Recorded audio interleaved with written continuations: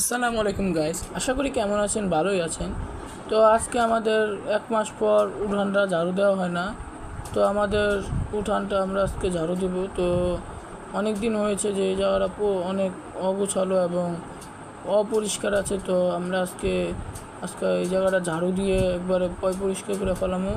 কারণ আমাদের কোরবানি ঈদের আগে একবার ঝাড়ু দেওয়া হয়েছে। তো আর বেসিক্যালি আমি আর ঝাড়ু দিইনি। তো 1 মাস হয়ে গেছে ঝাড়ু দেওয়া হয় না।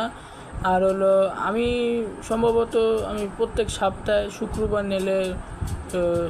নেলে বৃহস্পতিবার আমি আমার সামনের উঠানটা পরিষ্কার করে থাকি। কিন্তু আজকে 1 মাস হয়ে গেছে আমি ময়লা পরিষ্কার করি না উঠানে। তো ময়লা পরিষ্কার করার লেগে আমি আজকে অনেক চিন্তা ভাবনা করলাম যে না, আজকে উঠানটা পরিষ্কার করতেই হবে।